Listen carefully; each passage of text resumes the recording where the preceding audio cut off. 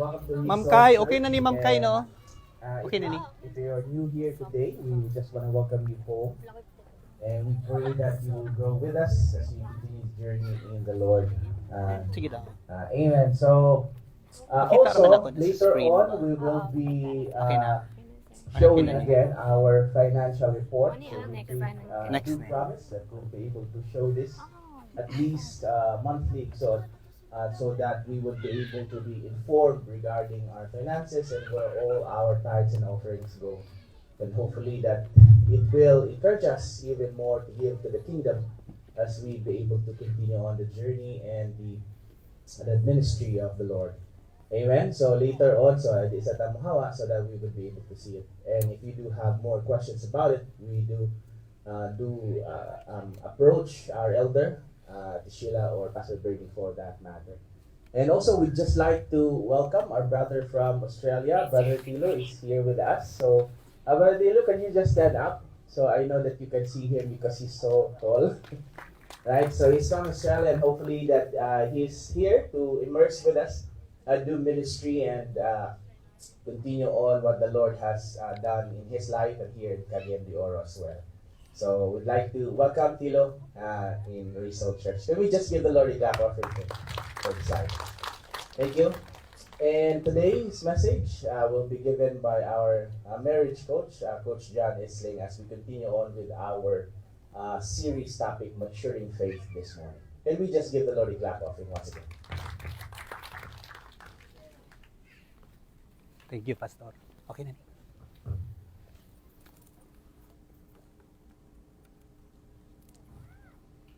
Okay.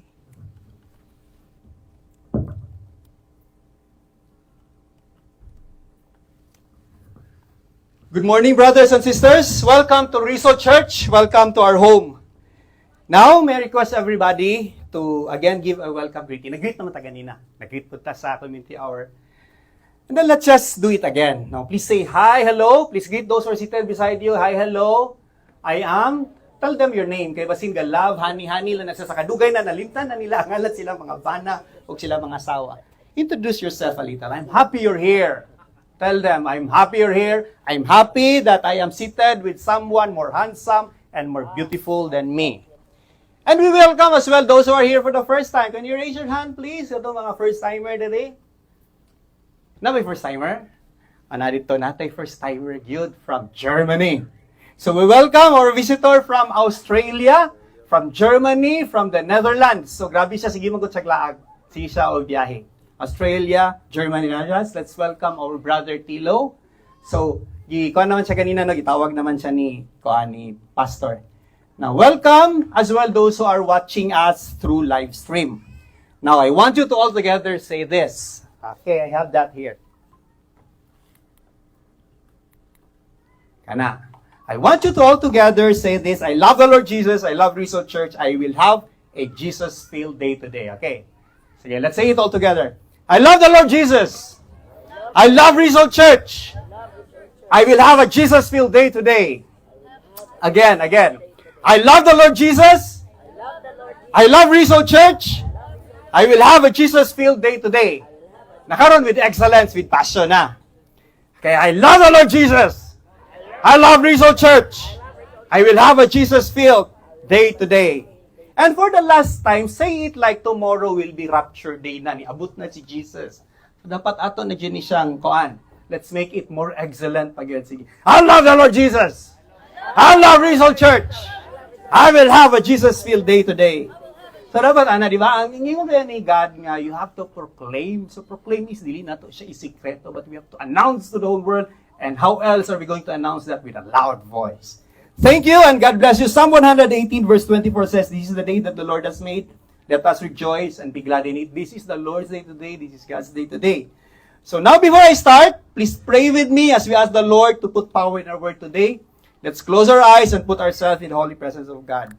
Father God, we thank you for your grace. We thank you for Result Church. We thank you for bringing us here today. A sign that you want us to worship you. We offer this day to you. We commit this Sunday to you. We love you. We want to know you more. And help us magnify, help us glorify, and help us exalt you in the name of Jesus. A man was walking along the beach when he stumbled upon a magic lamp rabbit and popped a genie who offered him 3 wishes. So that's the common story about genies. Matag sila og 3 wishes. The man thought for a moment and said, "For my first wish, I'd like a huge mansion by the ocean." And then the genie granted that wish. So imagine a mansion in the ocean. Very difficult, but the genie was able to give that. The man then said, "For my second wish, I'd like $1 billion." Again, the genie granted that wish. Then the man said, "For my third wish, I'd like the perfect spouse who will always be understanding and never complain." And then this time, the genie paused. Ingon ang genie, "Sorry, I can't grant you that. You'll just have to be content with what you have." Lisod ang genie. Basta ka na ng pangayon. I love this quote from Max Lucado. So ingon si Max Lucado, "Contentment is not the fulfillment of what you want, but the realization of how much you already have." So contentment is not the fulfillment of what you want, but the realization of how much you already have. So he's right, no, it's not about what you have, but it's how you are how thankful you are with what you have. The past Sundays, we talked about faith, which is part of our April month series entitled Maturing Faith. Last February, it was about love. Now it's about faith. We started with the message, Embracing Wisdom. Kinumdum pa mo ani nga topic. This was shared to us by Pastor Bert 2 Sundays ago, the pathway to a fulfilling life. And then last Sunday, transforming pain into purpose, discovering the meaning of suffering, shared to us by Pastor Jericho John Madriaga last Sunday. So by the way, you might wonder, ano nga puli-puli ang ato ang mga speakers here. Actually, you're already training. Train na ta because magpadala naman ta og mga missionaries, mga pastors outside. Actually, they're going to be trained here. This will be our Galilee. Remember si Jesus, di ba? Naamay dako kaayo nga city before, that was Jerusalem, but he started his ministry in Galilee. So Cagayan de Oro City is like Galilee in the Philippines. A smaller city, nganong dili man sa Manila nga mas bigger man ang Manila. This will be our Galilee here in Cagayan de Oro. So my encouragement is, consider choosing a ministerial work here in Rizal. Search na, paminawa ang imuhang calling. Because the harvest field for Rizal Church is very huge and wide. We are a globally ministering church. Nagani visit sa to from Germany. Di ba? And then kapadala na sa dito. Then now I'll talk about contentment. Thus my title is Contentment, the Pathway to Fulfillment and Purpose. Contentment, the Pathway of Fulfillment and Purpose. Have you ever wondered why it seems like good things happen sometimes to other people? Gano ang mga maing, ang mga butang dili man gakahitabo sa tuang anong sa uban pa man. For example, you might observe, some people have larger, more luxurious houses. Wapo makisilagbalay, dagko makisilagbalay. Gano ako, 50 naman ako akong edad, 60 na ako nagapuyo, kaya po ko sa akong ginikanan. Nya kanira bang dato na ako nga nakita nga 3-story ang balay, mura ba niya akong classmates sa una nga mangupyaran ako? Ana. Or others have high-paying jobs with great perks. Nang uban, balhin-balhin ng trabaho. Pero dagko kay silang sweldo. Nga ikaw, hantod karon, isa pa lang gyapon ng imuhang trabahoan. Gamay pagit kay kag sweldo. Some seem to have a loving and supportive spouses. So mas may pato siya kay iyang asawa, supportive kasi iyang pana. And then there are also those who always appear more attractive, confident, and stylish. He's already 50 years old, di ba? Usahay, 50 years old naman na siya. Oh, kay edad man na ako. Pero anong puno pa man kay siya buhok? Ako kay, wala natin, huwag na kay ko tanawon. Well, today, that is what we are going to talk about. We're going to talk about contentment. Now, who knows this one? Kinsa nakailaan niya? Kurt Cobain. Yeah. Kani siya kanang idol ni siya sa mga Generation X or Gen X. Kinsa man ang mga Gen X? People who were born from 1965 to 1980, mga Gen X na siya. Ako lang ko kaapas ani kay 1990s naman ko. Grabe, di mo gid mo to. Okay, Kurt Cobain became a major figure in the grunge music scene in the early 1990s.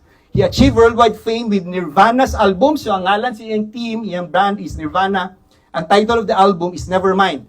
And its hit single Smells Like Teen Spirit. Despite his successes and the adoration of fans, Cobain struggled with deep dissatisfaction and happiness. Grabe ba? Very popular, pero deep na siya struggle. Yapon, he was unhappy. Cobain's discontentment stemmed from various sources, including his troubled upbringing and feelings of alienation. As Nirvana's fame grew, he grappled with the pressures of celebrity and the responsibilities that came with it. Cobain often expresses his discomfort with the commercialization of his music and struggled with the expectations placed upon him as a rock star. Actually, ang gusto na maging niya composer. Gusto na maging niya. He felt that he was just an artist.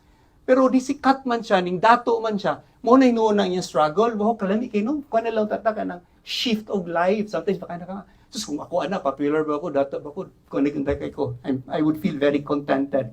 His personal life was also marked by challenges including a battle with drug addiction. Kanina, dugangan na. Napa siya depression, nag-drug addict pa siya. And a tumultuous relationship.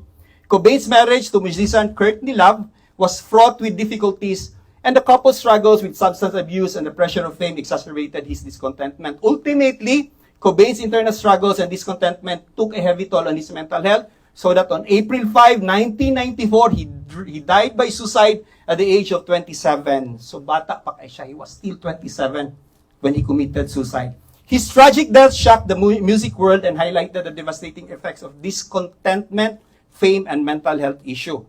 So the story of Kurt Cobain is one of discontentment leading to destruction.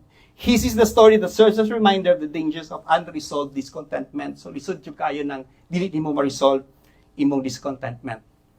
It does not take long in this life to learn to be discontented. It begins in childhood. Ang bata, dili na nimo siya tudluan to be discontented, pero mahimo gina siya, iyagi na ma-learn. Kaya ma-learn gina nimo ang discontentment. And the problem is it kills, makapatay na siya. Discontentment is deadly because we want more. We want more than what we have. We want more than what we could make. Mao magud na because of our wants. The grass is always greener on the next lawn. So I want to go there. Mas green man din gusto ko man diya. The traffic is always faster on the next lane. I want that lane. Mo transfer ka kay pas man din Di ba, it's very dangerous. Mabangga ka na hinoon, maligsan ka na hinoon. People are always happier working in other countries. I will work in Japan, America, and Europe. Kaya lahat lagi nakita ka, mas malipayo ng mga nasa Japan, America, and Europe. Life is always better with the next person. I want him. I want her. A man complained to his friend, I'm so tired of my small house and its tiny yard. My neighbors got a big house with a huge garden. It's just not fair. His friend replied, your friend, be grateful you don't have his mortgage or you don't know his mortgage payments. Like, sakto sometimes, suyata, dagko sa nagbalay, dagko sa sakyanan, pero kay balo, ang ila ding monthly ana nga utang, grabe kayong apas. A man was complaining to his friend also, I have so much work to do today. Daghan kay kong trabaho, emails to answer, meetings to attend, reports to finish. His friend then replied, well, at least you have a job to complain about. Asahi ba? Sige, tagreklamo. Busy kayo. Lunis na bod. Nga dapat pasalamat nga naatay trabaho. We do not look at the positives of our own life. Not reminding or not minding the challenges that some people face. Sige na ito, hindi na ito kaka-appreciate ang usay nasa ito, pero itong ginatanaw ang ubang tao. I checked some facts here the other night. Akong gi-research unsa may mga factors. What are the reasons why Filipinos, they live our country. Nganong ang mga Pilipino, kusog man kaayo mahawa sa Philippines. Now, these are the things na siya ang mga factors. Number one is poverty. Okay, sibat ang mga Pilipino, manghawa sa Pilipinas tungod sa kapobrehon. A significant portion of the population in the Philippines lives below the poverty line.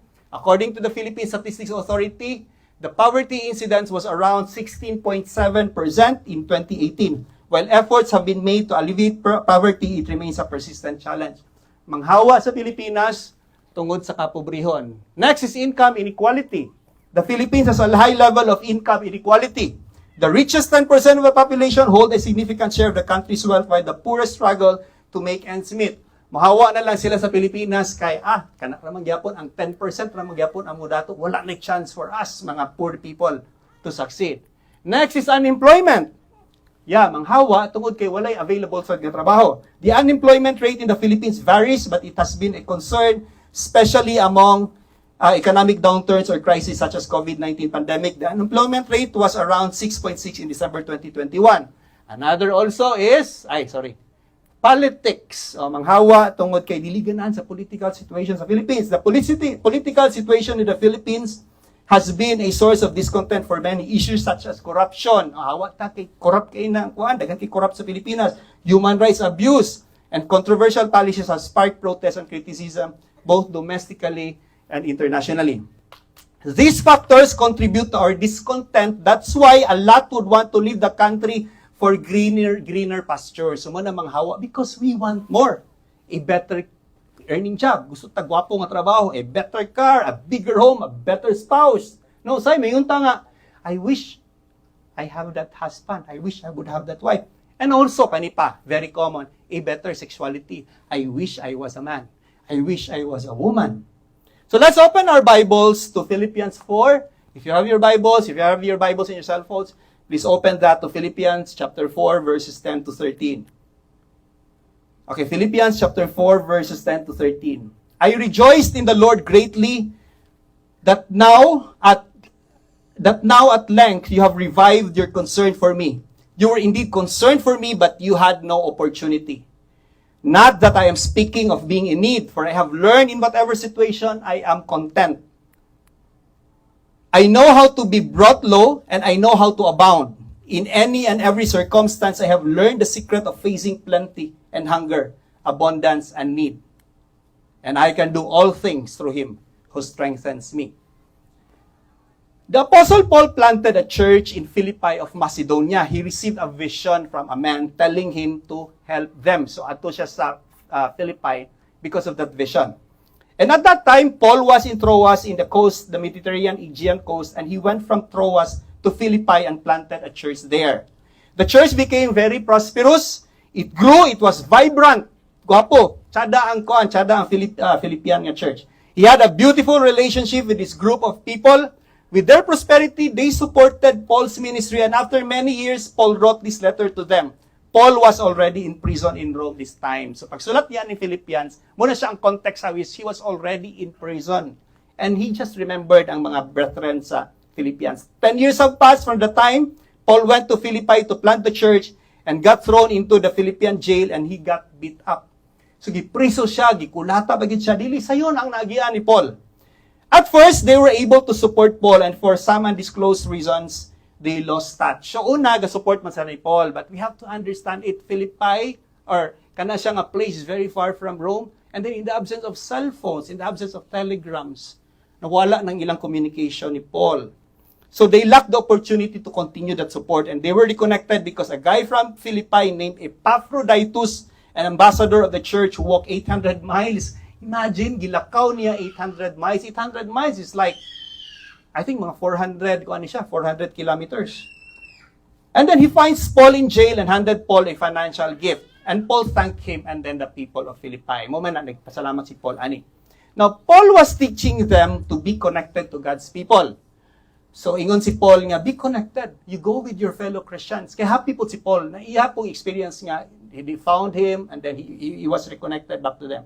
Paul said, I rejoice in the Lord greatly that now at length you have revived your concern for me. You were indeed concerned for me, but you had no opportunity. Sayang lang, I know that you're concerned with me, pero wala lang to'y opportunity.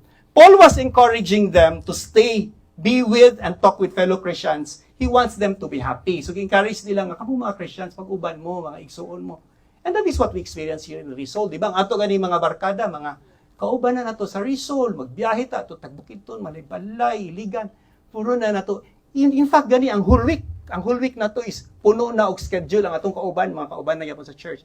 And if you're going to ask me, how was that experience? It's a very happy experience. Lami kay nga experience. You are with your brethren, nga imong kastorya is only goodness, rapod ang iyang desire, although not perfect also.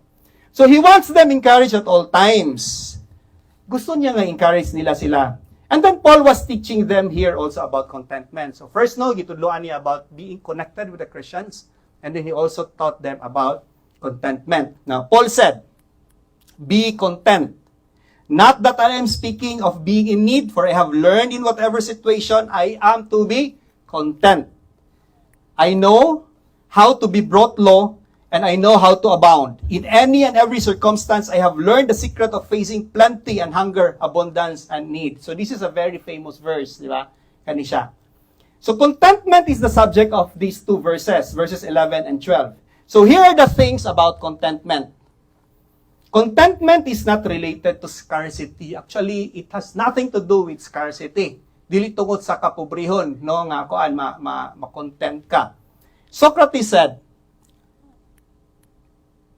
okay, he who is not contented with what he has would not be contented with what he would like to have. So kung dili ka kontento sa imo naa sa imuha, masipag unsa pa kadaghan ang ihatag sa imuha, you would never be contented. Contentment comes from appreciating what you already have rather than constantly seeking for more. So it is a time, ang contentment, man God, is you have to pause with what you have. Take a moment to appreciate what you have. Take a moment to cherish it. Take a moment also to enjoy what you already have before chasing what you will still desire. So contentment is not telling people nga ayaw mo pangandoy. Pangandoy mo. Be ambitious. Pero, posa. Kung unsay nasa imo ha, make sure first ni imo sa na siyang gilab, imo na siyang gipalangga. So, for example, love the Philippines first before pursuing opportunities in America. Lami kaayo mo love. And then, rest in love. Tagay sa uguan, higugma sa Philippines, pay your taxes, be a nationalist, buy Philippine-made products, before mo proceed under the green o mga greener pastures. Love your old cell phone first before you buy an iPhone 14. Love it first. Palangga sa na, trapuhi sa na siya, gamita sa na tanan app before ka mo palit og iPhone 14. Love your motor, motor single nimo before ka magpalit og sakyanan. So it's nice, no? It's a very nice feeling to love. Hugasi sa na siya, palangga sa na, gamita sa na, ibiyay sa na, before ka mo desire nga magasakyanan. Or else, kung dili man gud na nimo mabuhat, basi magbalik-balik lang na siya nga problema. Kaya it's not about scarcity, dili tungod sa kakulangon. Kay basin, ikaw lang is the type of person who doesn't know how to value. Maybe selfish ka nga tao, maybe ikaw nga tao, dili gyud. Wala sa imuha ng kuan, mahigog masugbisag. Asa kay butang, mahimo lang gyapon kang distraction sa uban. Biblical contentment isn't about apathy, it's not about indifference, it's not about indolence. No, it has nothing to do with that. Wala nag-teach ni Paul. But biblical contentment is about discipline, prioritizing, and focusing on one activity at a time. Kana makita na to nga mga tambay, sahay mga nata, wow, tambay, mina lagrigi, inom, cool. Cool. Actually, dili na sila cool. Kanang tambay og tapulan, that's a long way from the biblical definition of biblical contentment. By the way, nakita na ni na mo gi-share ni sa akong wife. There's a meme or I don't know what you call that. Ingon diha nga. By the way, never argue with a lazy person.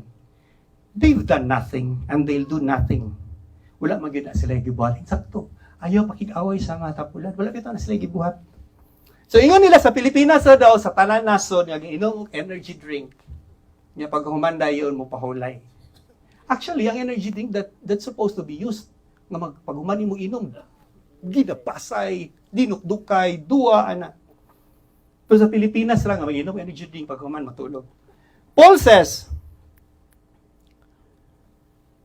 not that I am speaking of being in need, for I have learned in whatever situation I am content. So Paul was saying there are times when my need is not met, and there are times also when my need was met. Still, I will always love my life, regardless of the challenge or dramas I face, because I have learned the secret of contentment. This is what he was sharing. Now, a century ago, entertainment was largely centered around communal activities like storytelling, traditional dances, and local festivals. So, mana ilang form of entertainment na yung mga fiesta na magtapok sila. Today, with advancement of technology, people find satisfaction in digital entertainment such as streaming services, social media, and gaming. Layo na kayo. Karon kinala kay cellphone, happy na gid kay ka. 100 years ago, most work was manual work, often tied to agriculture or skilled trades. Job satisfaction came from a sense of accomplishment and providing for one's family. Mo na ilang kalipay sa na trabaho, kayo, agriculture. But now, many people are desk-based or involved desk-based or jobs involved in technology. Job satisfaction often comes from career advancement, financial stability, and work-life balance. Pero lahin ang satisfaction sa tao kay trabaho, position. 100 years ago, social status was often determined by family lineage, wealth, and land ownership. Today, social status is influenced by education. Di ba? Yung na. Kasi pangutan pa, unsa man imong nahuman, unsa imong trabaho. Dili na, kinsa man imong ginikanan, taga-asa man kadako mong yutaan. 100 years ago, healthcare was basic. They relied on home remedies, herbal medicines, and the expertise of local healers. But now, modern healthcare provides advanced medical treatments, nanay mga vaccines, and access to specialists. Before, access to information was limited to printed materials like newspapers, books, and word of mouth. Kani before no, mga 1980s, ang atong source good of news is mga naara sa papers. Today, with the internet and the smartphones, people have instant access to a wealth of information. 100 years ago, entertainment was centered around community gatherings, storytellings, simple games. Pero karon, it's more on live streaming, TikTok, mga reels. It's quite ironic because our generation has access to all conveniences dreamed by people 100 years ago. Ila lang itaw ning gipangandoy sa una. Pero karon ato na ni siyang gagamit. Yet, despite these advantages, we often find ourselves discontented and grumbling. Naanatanan sa tuwa technology and all forms of entertainment, pero kani nga generation is mo pinakareklamador nga generation. Look at the word content in these verses. Paul says, "For I have learned that in whatever situation I am to be content." So meaning, satisfied and happy enough, self-sufficient, independent from any need of help. This is the common definition of content. But the Apostle Paul intended it to mean more than just that. Mas labaw pa ana ang meaning. Not that he lacks needs or dreams, but Paul rather said, if people will assist me, kung tabangan ko ninyo, I will thank you. I'll be very grateful. But if people will not help me, dili ko masako. No problem. I'll still be content. Because, listen to this, ingon niya, God will provide. God will provide. So without this, God will provide, kanang contentment will just be a misplaced hope. It will be just a misguided notion of enough is enough. And without this, it's a mistaken sense of contentment. Kung wala kay God will provide, sayop na ang imuhang pagsabot sa contentment. God will provide. Can you say that? God will provide. God will provide. So if someone teaches you to be satisfied, not to be ambitious, di ba na may uban nga, be satisfied, be content, ayun na pagkuhan, ayun na pag-dream, ayun na relax lang. Actually, that's the wrong paradigm. It's a wrong mindset about contentment. No, tinapulan na, Paul was never lazy. Dili lazy si Paul. Sige na siya biyahe, he was able to plant churches. He was never contented in that sense. Because dili man mo ang definition sa Christian contentment. What Paul is teaching here is biblical contentment. Whether you give it or not, makadawat ko or dili, God will provide. There's a popular verse about this. Psalm 23 verse 1, "The Lord is my shepherd, I shall not want." So there's nothing I need because the Lord is with me. What the verse tells us is that contentment does not come from what we have, but it comes from whom we have. It does not come from what we have, but it comes from whom we have. So if the brethren will provide, thank Him. But if the brethren will not provide, don't be angry.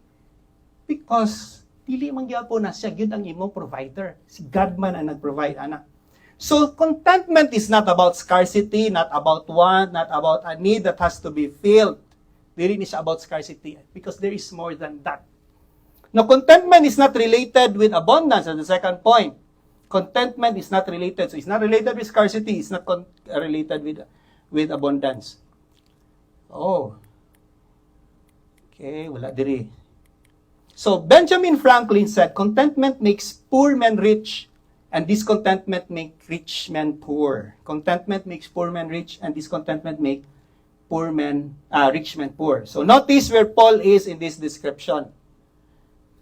I know how to be brought low, and I know how to abound. In any and every circumstance, I have learned the secret of facing plenty, hunger, and abundance and need. So, mo ni mga words gamit ni Paul, be brought low, no? Meaning that scarcity, down. Look at the word also abundant, no? It's abundance, high or more.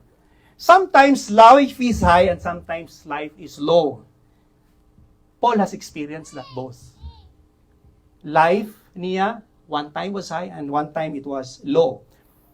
Paul was educated in a private school. He reached the status among his contemporaries. He was a Pharisee. Pharisee na si Paul. But he has also experienced his lows. No, nag-experience po just his lows. So what were Paul's predicaments? He was in jail when he wrote this. Di ba, grabe kay kalo ng experience ni Paul. Priso siya. He was not sure if he can still go out alive. And on his way to Rome, the boat he rode on got shipwrecked. Nalunod pagit ang iyang barko. And he had to get to another boat to make it to Rome. And Paul was also, no? That was the low side of Paul. Paul was also experienced a high position. He was a Pharisee, di ba? In our time, kanang Pharisee, he can be compared to a religious leader, a corporate executive, a politician, and a lawyer. Grabe ng Pharisee, no? Politician and a lawyer. But imagine, Paul lost everything. Nawala na niya. Nawala na siya tanan when he became Christian. Now, most people, when they lose a big part of what they've invested on, either wealth or emotions, they become depressed. No, mauman lang kasagara ang experience. And depression kills. No, you hear that from what happened to Robin Williams. Diba, remember Robin Williams, katong comedian? The beloved American actor and comedian was known for his role in films such as Mrs. Doubtfire, Good Will Hunting, and A Dead Poet Society. He was very funny. Despite his success and comedic talent, he struggled with depression and other mental health issues. So, dili-dit na ng tao, gisig-gisi, happy. On August 11, 2014, Williams died of suicide at the age of 63. His passing sparked widespread conversations about mental health and the challenges faced by those in public eye. Remember also si Anthony Bourdain. Bourdain was a celebrity chef, author, and television personality known for his travel and food shows such as No Reservation and Parts Unknown. I'm a fan of Anthony Bourdain. Every time mutan ako lamiya niya trabaho ba? Kung kaniya akong trabaho, contented na gid kay ko nga tao. Pero this is what happened to him. He was admired for his adventurous spirit and unique perspective on food and culture. Despite his success, Bourdain struggled with depression and other personal issues. He died by suicide on June 8, 2018. Nag-suicide yapon at the age of 61 while filming an episode of his show in France. His death brought renewed attention to the importance of addressing mental health. Gwapo na kay nga trabaho. Nag-earn siya. Travel around the whole world. Lami nga mga pagkaon. Pero naada siya depression. Richard Corey, also CEO of Corey Enterprise, a multinational conglomerate known for a diverse range of products including electronics, automotive parts, pharmaceuticals, and household appliances. He committed suicide in 2009 due to severe depression. Rich people, people whom we thought are very happy people. So the illusion is that if you are popular, you are powerful, and you are wealthy, you will achieve contentment. It will make your life easy. Kung naalang ka na, kwarta. Ang illusion na is, simple akong kinabuhi. It will make me get anything, what I want. But the truth is, that's a lie. Bakak na gina siya. It's not all true. Prestige, power, and money can't always make you content. It can't always make life easy, and it can't always make you get everything. And we witnessed that with Kurt Cobain, Anthony Bourdain, diba? Sila ni Richard Corey and Robin Williams. You might heard as well of countless stories of individuals who seemingly have it. They have fame, they have wealth, admiration, only for their lives to end up tragically. Jesus said in Luke 12:15, and he said to them, "Take care and be on your guard against all covetousness. For one's life does not consist in the abundance of his possession." Take care and be on your guard against all covetousness, for one's life does not consist in the abundance of all his possessions. So number one, contentment is not related to scarcity. Two, contentment is not related to abundance. But there's something else, and this is the encouraging news. Contentment can be learned. It can be developed. So ma-learn na to na siya. Philippians 4, 11 to 12. Not that I am speaking of being in need, for I have learned in whatever situation I am to be content. I know how to be brought low and also how to abide. So it can be learned. It can be studied. It can be developed. Actually, contentment is not a gift. If it's a gift, then we can do nothing about it. It can be learned. Muna siya ang good news. Kaya ako sabi, it's a good news for me because I'm learning. Wala pa ako nakagraduate anang subject or kanang course about contentment. I want to be successful as well, no? I want to be prosperous. Yet until now, maglisod pa yung ko o tanaw sa difference between need and greed. Need and greed. In fact, 2 years ago, we decided to start a logistics business. Nag-open mini-mission logistics. That was our third business that year. Di pa mi contented sa among duha. Nag-open pa mi ikatulo. Only to find out and only to realize dili man ito siya amo. 6 months after we closed that business. So barely 1 year, we close that. So sometimes, na maglisod ta nga, maybe need pa nina mo. Pero actually, we found out after 6 months, dili naman day siya. A citizen walked into the mayor's office and complained, every day there's something new. Taxes going up, potholes everywhere, and nothing ever seems to improve. The mayor, back in his chair, replied, well, it's comforting to know we're consistent. A thirsty man went to a store to buy some milk, but when he got there, he saw that there were 2 kinds of milk. There was the regular milk and then the low-fat milk. So he thought of buying soft drinks instead. Kapoy kay siya tili, asam gid ako ani, regular or low-fat. Soft drinks na lang. But again, he saw that there are 2 kinds of soft drinks, classic and diet. And then he thought maybe a can of juice will do. And again, he saw that there were 2 kinds of juices. Na isa sweetened, na isang unsweetened. Libong na po siya. So he spent an hour trying to decide between the 6, then ended up buying water because he was discontented with the choice. Palit lang siya tubig. Langan-langan lang sa atong mga choices. Now, complaining is second nature to us. Sige ra gyud reklamo because it's our second nature. Because complaining is very easy. No, you only have to say it. It's very therapeutic. It releases the tension of our heart. And it's our nature. Complaining is like another second nature. Grumbling. The same ragyapo na sa grumbling. When you grumble, it's very easy to. You only have to say it, no? Unsa ba ni nga klase nga gobyerno, unsa ba ni nga klase nga balay. It's very therapeutic because once you say that, unsa ba ni nga klase nga balay, unsa ba ni klase gobyerno marag na i-release mo. Study results. Okay, this is a study, but I'm not promoting this, ha. When people complain, they release built-up tension and frustration which can be cathartic. A study published in the European Journal of Work and Organizational Psychology found that venting complaints can improve mood and decrease stress. Additionally, a report by the University of California, Berkeley suggests that expressing complaints can enhance problem-solving skills and build social bonds. So complaining isn't all negative daw kuno. So magsige na lang tagreklamo dahil anik ni makaayo man dahil siya makataas sa kinabuhi. And also when you complain, it throws fault to other people. Mawala na ang blame sa imuha because imo naman gi-point. Siya man gid ang rason. Siya ang hinungdan sa kapobrehon. Daghan corrupt sa katilumban ana. You're already pointing to other person. And if you just sit on coffee shops, no, or just stay an hour in McDonald's, kana ganahan ko ani, I love people watching. And then on top of that also, I love also listening to their mga reklamo nila. So if you stay on those places, you'll hear people complaining about their companies. Kana wala akong mga employees complain sila, nagmaking sweldo niya company.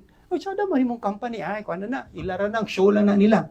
They complain about their teachers. Kaya naman sa mga estudyante Xavier, tumaistra ba strikta kay, mura ba gwapa. They complain about their coaches. Tikto kay coach nga, mura ba kataas. Then they complain about the traffic. No, syempre, no, Cagayan de Oro. And then they complain also about the weather. Kani common kay ni init kay ba, init kay.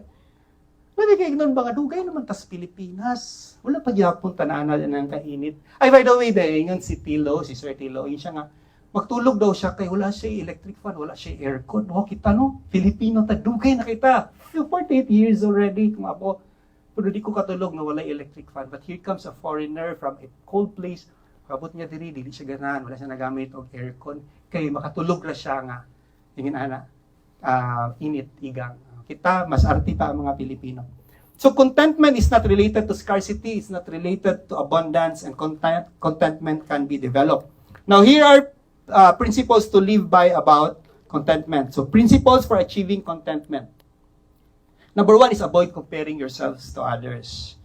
Now, ayaw ninyo og i-compare inyong kaugalingon sa uban. Theodore Roosevelt said, comparison is the thief of joy. Namo nang kusog mga wat sa atong kalipay. When we constantly compare ourselves to others, we rob ourselves of the happiness and contentment that come from appreciating our own journey. Comparisons only lead to feelings of inadequacy and dissatisfaction. A husband and a wife were dining at a fancy restaurant. After they ordered, the wife saw another woman with a beautiful diamond necklace at the next table. And then she turned to her husband and now began to compare herself with that woman. And then she said, "Why don't you ever buy me a jewelry like that?" And then the husband looked at her and then replied, "Why don't you ever cook to me like she does?" So once you start looking at others, you start to comparing. Pag kita na magug ka, may imo na din, comparing ka, may pa sila, sige sila glaag, may pa sila, bago ila sakinan, ana. Comparison drags you downhill by stealing your contentment and fostering covetousness. The Bible says, 2 Corinthians chapter 10, verse 12, we do not dare to classify or compare ourselves with some who commend themselves. When they measure themselves, they themselves, and compare themselves with themselves, they are not wise. So, dili not to i-classify or compare ourselves with others. So, it's like the story of this. So, there's a story of a temple. In the heart of a small village nestled in the mountains, there lay an ancient temple revered by generation for its wisdom and tranquility. As time passed, tales of the temple's enlightened spread, drawing pilgrims from far and wide. Seeking to share its teachings with the world, the temple's guardians decided to elevate its influence. So before, no, it's a very simple lang, secluded temple, they're very happy with that. But now, murag na sila ba? Na-tempt sila, uy, gwapo kaya ito, siguro ni-open ang ato ang temple throughout the world. Mama nga, for the knowledge of the world. And then they opened its doors to seekers from distant lands, organized conferences, and published sacred texts for global distribution. As the temple's renowned soared, so did the covetous eyes of those who sought to exploit its treasures. Now, ilan namang gi-open, niraghan man din kay treasure ani nga temple. Daghan din kay mga greedy people. Greedy merchants disguised as patrons began to exploit the temple's resources, stripping its sacred artifacts and desecrating its sanctity. The once serene atmosphere was shattered by the clamor of greed and corruption. This illusion, the temple's faithful dwindled, nagamay sila, leaving it vulnerable to those who saw it merely as a commodity to be exploited. So ilahang objective, ilang intention was to grow unta ang people who would come, pero nahimo naman na hinoon siya og kuan, marag destructive sa ilaha kay gipangkawat nila mga wealth. So in the end, the temple's elevation became its undoing. Its purity was tarnished, its wisdom diluted, and it crumbled under the weight of its own ambition. So brethren, be careful, because the force that lifts us high, kung saan ang makapasaka sa tuwa, may also be our silent goodbye. The force that lifts us high will also be our silent goodbye. So katong ato ang mga suya-suya, kay gusto ta nga makaabutan, amo na makadaot sa tuwa.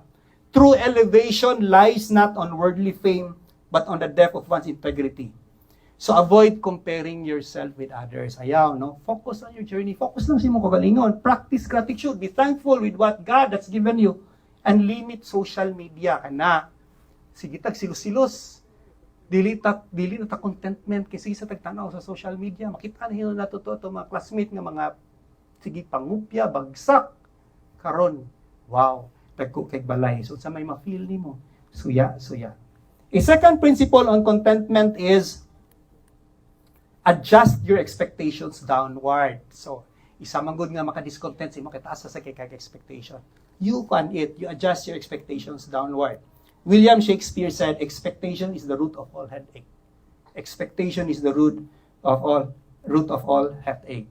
So some people expect too much. No, I cannot believe na mo na ni hitabo sa ko wala ko na promote. I can't believe my partner forgot my anniversary despite the fact na ako na sing ipanudungugan. Why does this happen to me? Nataas kitang expectation. They feel entitled, they stop appreciating what they have. These are people nga kanang kusog kay mag-compare sila. 1 Timothy chapter 6 verses 6 to 7, but godliness with contentment is great gain. For we brought nothing into the world, and we cannot take anything out of the world. Okay, napadot natin siya sumpay. But godliness with contentment is gained, for we brought nothing, and okay. So that's it. So, most of us are not part of the elite high class. Di ba kasagaran sa tuwa, dili man ta appeal ang mga high class. But don't you know nga kanang high class, gagmay rasad sila. So, most of us are part of the average low class. So, the more you try to get into the high class, the more also you're going to be part of the low class. So avoid comparing yourself to others, adjust your expectations downward, and then here's the last principle, the third principle, adapt to changes as they come. God never changes, but He's always changing things to bring about His perfect plan. Dili man siya, He's immutable. But sa ato mga situations, He only changed that because He wants you to go on that road kung asa iyang plano sa ato. In my conversations with mga business people, and ganahan ko mag-talk sila ha, I love asking them sa ilahang mga highs and lows. So, and then this is what I've learned. People who are successful in business are people who learn to take the bumps, the highs and the lows together. So kabalo sila. Kung saan nila handle ang mga highs and lows together. At times, they alter the circumstance, while at others, they evade it. Sometimes they fight, and other times they simply sidestep it. So kabalo sila, ang saan nila ni kani sukol ko ani, ako ning ko ano kay padayon na ako ni kani dili. So they learn to make adjustments. Remember what Paul said.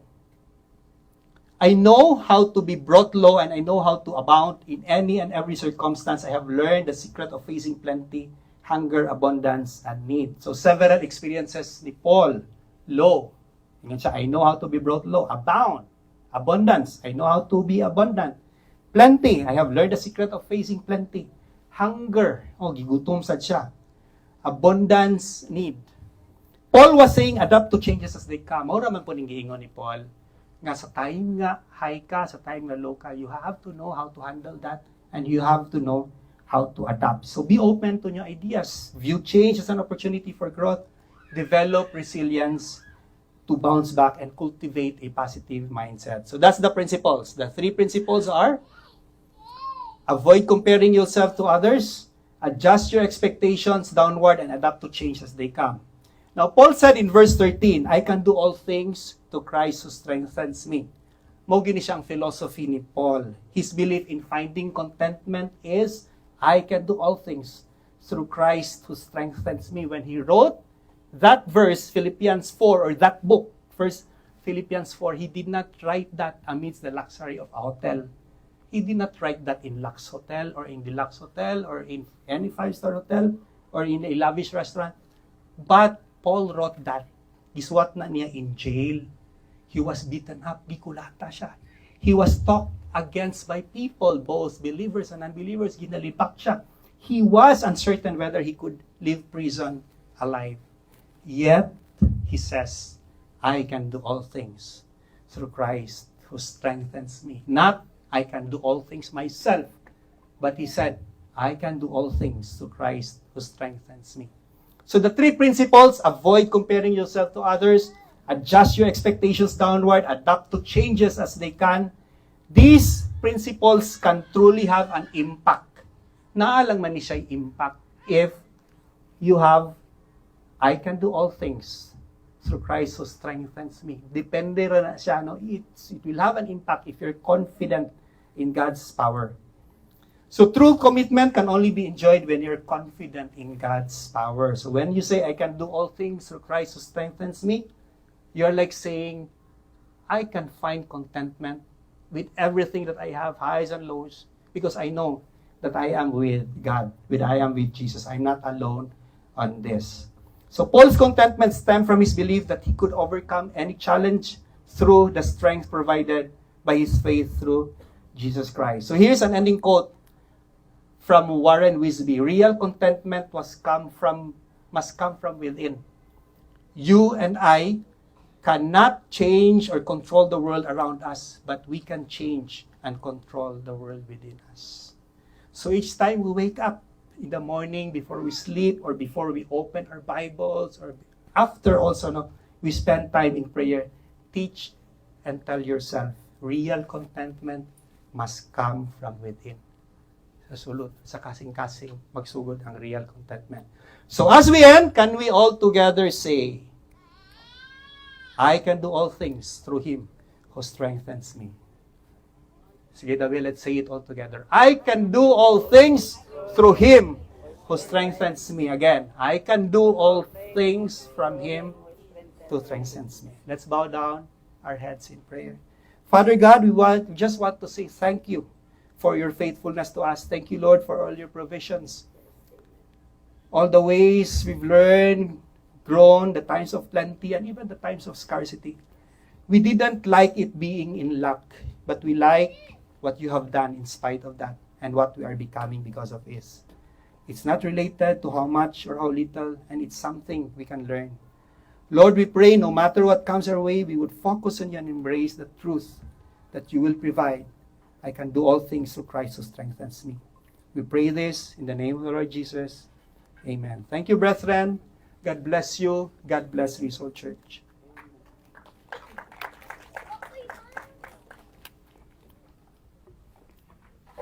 Where's my mind? I got it, Mr. John. I got it, Papa. Thank you, Sir John. Now it's time for our tithes and offering. As the word says in yung ni Sir John, that contentment is okay pinaka-importante sa ato. It's not mean nga dili na ta mo pursue, dili na ta maningkamot, but it is the condition of our heart. That is why, if we have contented it, kung sa'y naa sa ato, dili mo ay maghatag ka nato og kalinaw, maghatag ka nato og direction, og peace atong kasing-kasing. But dili ni